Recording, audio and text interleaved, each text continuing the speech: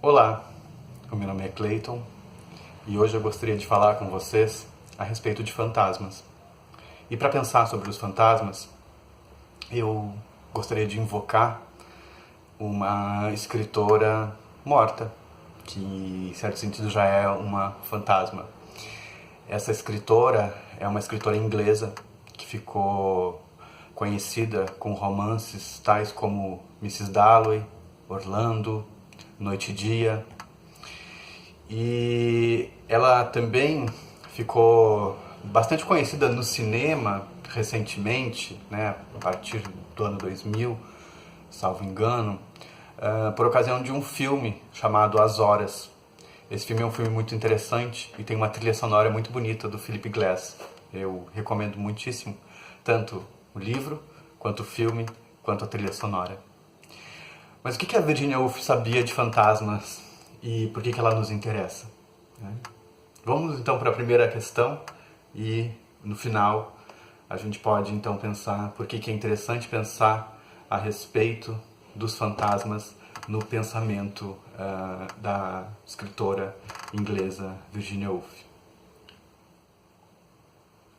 Bom, a Virginia sabe que existem vários tipos de fantasmas e alguns deles podem ser muito perigosos, e ela encontrou um desses fantasmas que era aparentemente inofensivo, mas que representava um perigo enorme para a sua vida enquanto escritora, enquanto mulher escritora. Em 1931, ela foi convidada para fazer uma conferência para a Sociedade Nacional de Auxílio às Mulheres. E durante essa conferência, ela escreveu um texto chamado Profissão para Mulheres. E nesse texto ela nos conta a respeito da primeira vez com a qual ela se defrontou com esse fantasma, que era o fantasma de uma mulher, que ela chamou de anjo do lar. Essa mulher era bela e pura e boa. Essa fantasma queria interferir diretamente na escrita da Virginia, paralisar as suas mãos, os seus pensamentos. Ela não admitia que uma mulher escrevesse. E se uma mulher escrevesse, pensava a fantasma, ao menos que fosse por agrado dos homens. Virginia recorda que um dos primeiros trabalhos que ela necessitou fazer era uma resenha. Era uma resenha sobre o romance de um homem. E assim que ela começou a escrever essa resenha, a fantasma apareceu perto dela e sussurrou as seguintes palavras no seu ouvido: Querida, você é uma moça.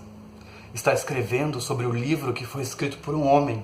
Seja afável, seja meiga, lisonjeie, engane, use todas as artes e manhas de nosso sexo. Nunca deixe ninguém perceber que você tem opinião própria. E principalmente, seja pura. Com essas ideias, o anjo do lar queria guiar a caneta da Virginia. Queria fazer com que ela não se colocasse no papel, que ela não expressasse o seu pensamento pela sua condição de mulher. Então, entre a folha de papel e a mão da Virginia, que segurava a pena, a caneta, se estabeleceu uma guerra, um verdadeiro campo de batalha. E era justamente isso que o anjo do lar queria tirar dela, a escritura.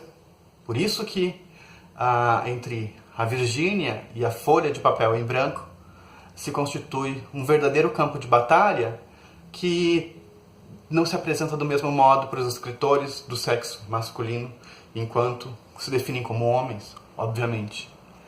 Consciente de que poderia viver sem se comportar como a mulher fantasma exigia, Virginia partiu para cima da mulher fantasma, agarrou-lhe com a finalidade de esganá-la, e demorou muito tempo até que ela conseguisse matar o anjo que insistia em viver.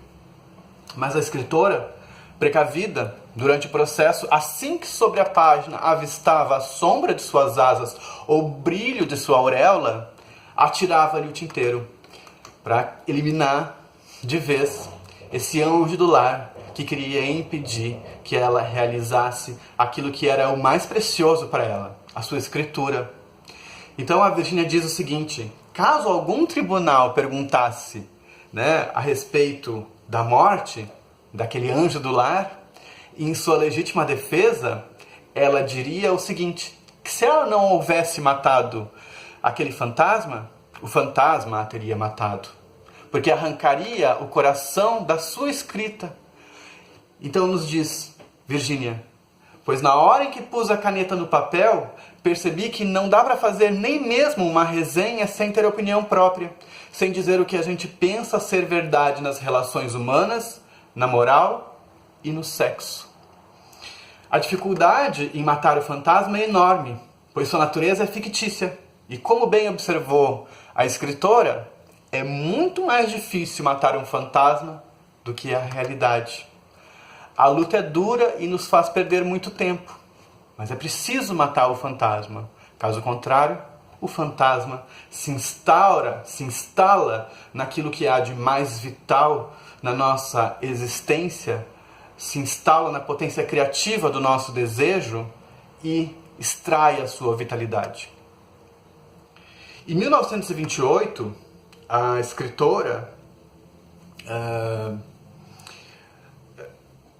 produziu um texto chamado Um Teto Todo Seu. E nesse texto, ela nos oferece um exemplo que parece interessante de ser resgatado para que a gente pense um pouco essa questão do fantasma. Que exemplo é esse? É o exemplo da irmã do Shakespeare. Shakespeare nunca teve uma irmã, ela vai observar certamente. Mas, caso ele tivesse uma irmã, e caso essa irmã tivesse o mesmo talento do Shakespeare para produzir peças de teatro, será que essa irmã conseguiria sobreviver da sua escrita? Será que essa irmã teria o seu talento reconhecido? A resposta de Virgínia é negativa. Essa irmã, ela não teria o seu talento reconhecido, ela não conseguiria sobreviver da sua escrita. Essa irmã do Shakespeare, ela já nasceria com um destino traçado, o casamento. E se ela se recusasse a se casar, certamente ela seria espancada pelo pai. E se ela fugisse de casa para evitar o espancamento e para evitar o casamento compulsório, muito provavelmente ela também não conseguiria sobreviver da sua escrita, porque o campo das artes teatrais era fechado às mulheres. De modo que a Virgínia nos diz o seguinte: essa irmã do Shakespeare, essa irmã imaginária do Shakespeare, depois de tentar viver da sua própria arte, matou-se numa noite de inverno e agora está enterrada. Bom, é possível estabelecer uma relação entre o anjo do lar, por um lado, e Judite, essa irmã ficcional que a Virgínia inventou para o Shakespeare. É possível afirmar, me parece, que o anjo do lar é, em alguma medida, o responsável pela própria morte da personagem Judite, inventada por Virgínia. Então a gente vai vendo como que esse anjo do lar inviabiliza o processo de produção artística das mulheres. Matar o anjo do lar, escreveu Virginia Woolf, foi uma experiência real, foi uma experiência inevitável para todas as escritoras daquela época. Matar o anjo do lar fazia parte da atividade de ser uma escritora. E ainda vai levar muito tempo, pensa Virginia Woolf, até que uma mulher possa se sentar e escrever um livro sem encontrar um fantasma que precise matar ou uma rocha que precise enfrentar. O anjo do lar se refere a uma experiência real das mulheres. Se fora, talvez não seja possível perceber uma diferença entre um homem e uma mulher escrevendo, de dentro, pensa Virgínia, há uma diferença fantasmática. As mulheres escritoras, diferentemente dos homens escritores, precisam enfrentar as tormentas e os incômodos causados pelo anjo do lar. Esses fantasmas, tenho razão para supor, se configura sob outras faces quando trata de assombrar outras minorias. Acredito que é possível dizer que, assim como as mulheres têm o anjo do lar como um fantasma que as perturba e impede a sua capacidade criativa de se desenvolver, o mesmo se dá em relação a outras minorias. Os negros têm os seus fantasmas, os homossexuais têm os seus fantasmas. Então, é interessante nós observarmos que esse fantasma ele é socialmente produzido e ele tem a finalidade de obter a nossa servidão.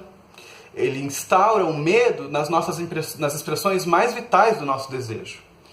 E foi ao começar a escrever que a Virginia viu o fantasma. E foi também escrevendo que ela conseguiu matar o fantasma. Porque matá-lo, para ela e para nós, que somos minorias, é uma questão de escrita, é uma questão de expressão das forças impessoais que não podem ser mensuradas pelo poder. É uma questão de vida e de morte. Bom, essa foi a reflexão a respeito da ideia de fantasma no pensamento da Virginia. Eu imagino que seja possível encontrar muitos outros elementos a respeito dessa ideia no pensamento dessa escritora.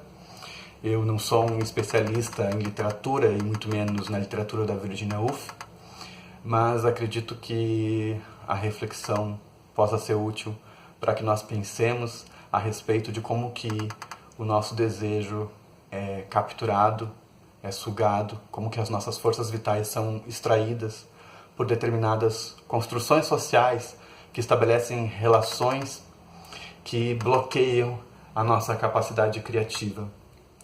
E é interessante observar o fantasma da Virginia pelo seguinte fato: a escritora matou o fantasma escrevendo.